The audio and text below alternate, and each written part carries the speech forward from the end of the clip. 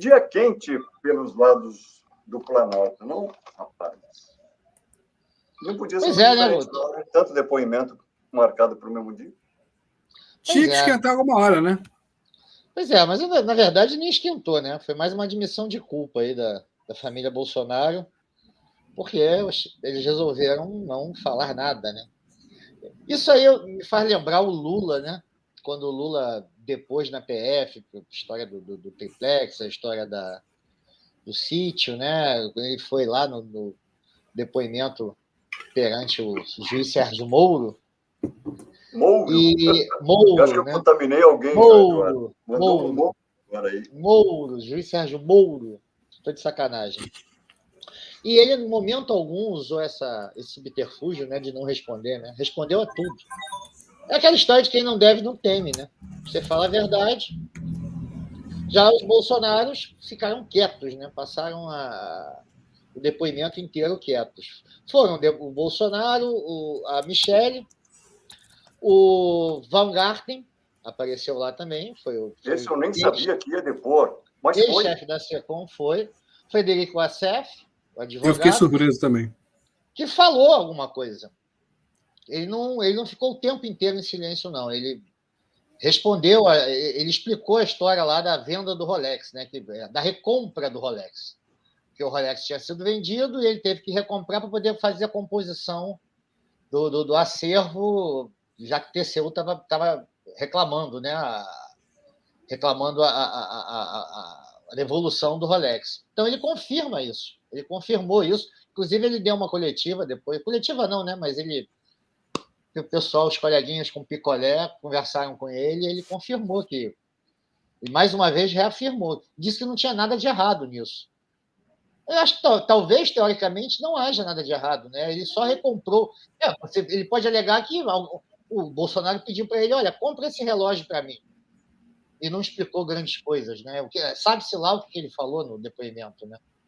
Ontem, o Flávio Bolsonaro disse que confiava na lealdade do Assef, né? Lealdade? Assim, você precisa... Aquela mensagem, né, cara? Para ser leal numa situação dessa, é só falar a verdade, né? Você tem que ser leal com os fatos, né? Com a verdade. Mas não na visão do Flávio Bolsonaro, né? Essa lealdade do Bolsonaro está mais com o que disse o João. Ele falou, se liga, né, que a gente está contando contigo. Pois é. Bem por aí. É por aí.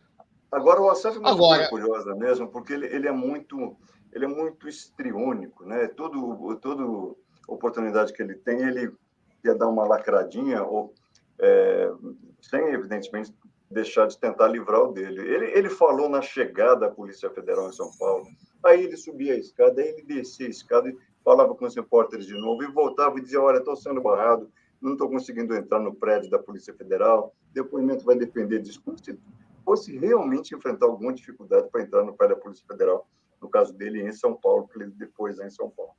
Aí depois fez lá o depoimento, na saída falou de novo, como o André disse. Quer dizer, eu acho que ele fala tanto que ele acaba se enrolando com ele mesmo.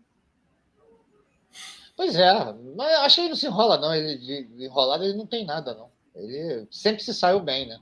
Até hoje sempre esteve muito ensaboado para poder se meter em roubada, né? Pode ser que ele esteja se metendo dessa vez. Desenrolador profissional, né? Agora, em compensação, já Bolsonaro, Michele, Van Garten não depuseram, não prestaram depoimento, quer dizer, depuseram, né? Prestaram depoimento, mas se recusaram a responder qualquer pergunta. O Mauro Cid, em compensação, mais uma vez falou, né? Tanto o Mauro quanto o pai. O que se está dizendo aí nos bastidores é que ele quer colaborar para poder, numa eventual condenação, ter uma redução de pena. Porque ele já viu que a vaca foi para o brejo, né? Essa história toda vai explodir e ele não quer que exploda no colo dele, muito menos do pai dele, né? Fica imaginando, né, cara? O cara é general, se meter no final da vida numa história dessa, né? Podia estar em casa, sabe, de pantufa, lá na Flórida, né? Porque ele mora na Flórida, tá lá, sabe, de pantufa, indo na Disney, visitando o Mickey, tá metido numa merda dessa por causa do amigão do peito, Jair. Gente, o que essas pessoas fizeram em nome da amizade com Bolsonaro. Eu não entendo como é que os caras caíram numa esparrela dessa, né? Não, e Mas vamos ver. Muito com a reciprocidade por parte do Bolsonaro, né? E todos eles contando sempre com a lealdade dele, coisa que a gente se percebe pelos últimos acontecimentos aí nos últimos tempos, que ele abre mão desta lealdade com uma facilidade que, Não, pois é bom lembrar também que isso aí teve um preço para o Bolsonaro. Ele colocou o Sidão, né, Mauro Lorena Cid, num cargo na Apex, na Flórida, né? Pô, que é um escritório, que é agência é uma agência de fomento à exportação brasileira, né? Aí estratégica, você coloca em escritórios em outros países, e ele ganhou a Apex, o escritório da Apex na Flórida. Quer dizer, mal de vida ele não ficou, né? Isso é uma graninha que deve estar entrando boa para ele até hoje, né? Mas isso aí não compensa uma cana, né? Assim, a maldade que circula na internet é que ele entendeu um pouco errado o conceito da ação dele na Apex, né? Ele resolveu fazer uma comercialização de produtos não devidamente autorizados. Exatamente. Mas agora, então, entra uma conversa aí também nessa história. Continua me chamando a atenção o fato do Mauro Cid abrir a boca. Claro, tem tudo isso que você já mencionou, André. Ele já viu que a vaca foi para o brejo mesmo, não vai querer bancar essa sozinho. Mas, ao longo do dia, boa parte do que se conhece dos depoimentos que o Mauro Cid prestou, boa parte foi usada para os interrogatórios aos demais. Só para tirar a dúvida, a gente chegou a se perguntar aqui entre nós, na edição passada do Só Pode, como é que seriam esses depoimentos? Eu não fazia ideia de como é que seria, não sei vocês. Eu cheguei a imaginar que estariam todos eles juntos numa espécie de grande acariação. Óbvio que não.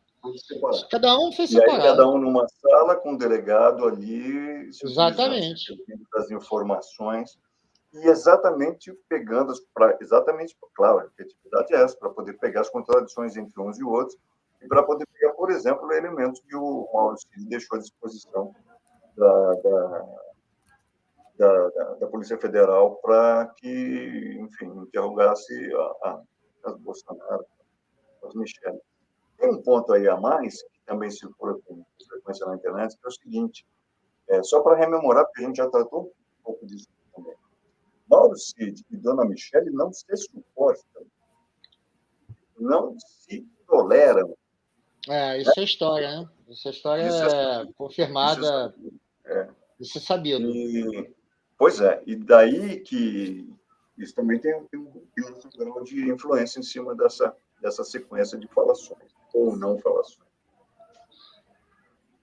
Bom, Augusto, o que eu acho é o seguinte, em relação a essa história do Cid.